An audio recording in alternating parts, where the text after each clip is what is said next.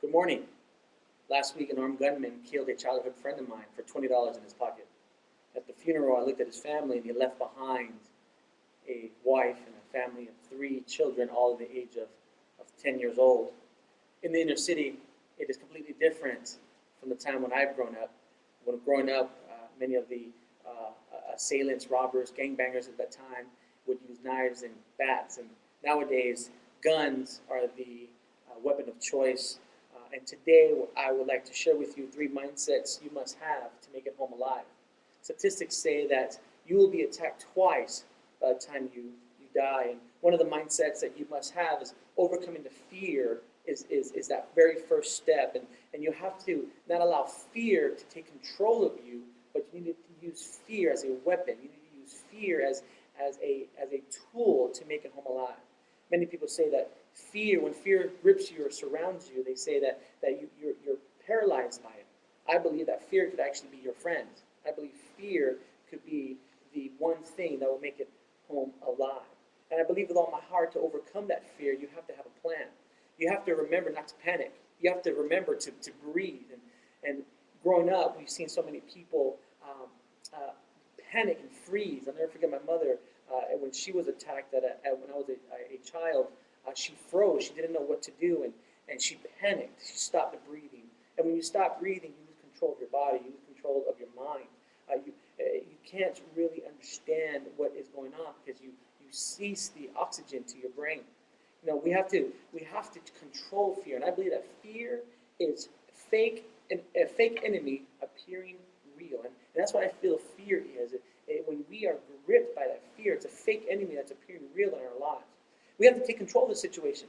Many times I tell my children as we're going from the store to our car in a parking lot, I always ask them to assess the situation. We must take control of any situation at all times. Assess what's going on. Is it a life-threatening situation? Am I going to die? Is there a possibility I'm going to die?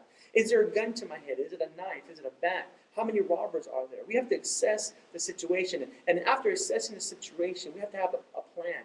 And having a plan, even before you ever get into that situation, you have to play it over and over in your mind. You have to have a step-by-step, a plan. What would happen if this happened? What would happen if I was attacked here? What would happen if I was attacked there? And at the last thing in controlling our situation is you must execute the plan.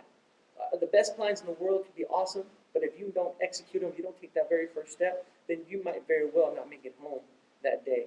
I'll never forget about a year ago, a would-be gunman held the gun to the back of my head, and he wanted me to give him my money. And needless to say, I was able to take that gun from him and actually put him under citizen's arrest, and now he's in jail. But taking control of the situation, see, before that gun was ever put to my head, I understood what I was going to do, how I was going to do it, and when I was going to act.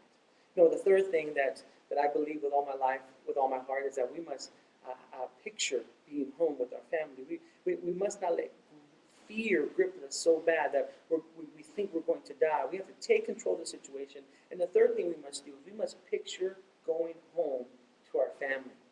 I want to make an attacker wish he never messed with me. Yeah, I want to make an attacker. In my mind, I play over and over again what I would do when a would-be robber would come and want to rob me. You see, I believe with all my heart that in my mind, in my sick mind, I believe I see myself breaking an arm, breaking his face. I see myself, he has this picture in his mind that he's going to take advantage of you. He's going to make you the victim. And I replay that role reversal. It's not I'm the victim, he's the victim.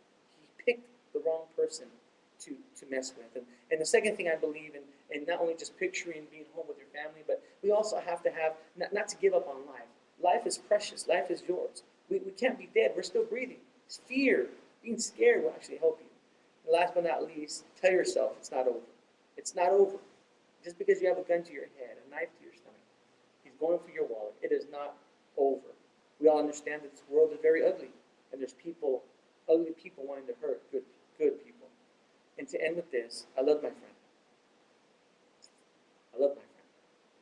We grew up together. We were raised in the same neighborhood. And to put him in the ground was the hardest thing I ever had to do. But I promised myself I will never ever again allow myself or anyone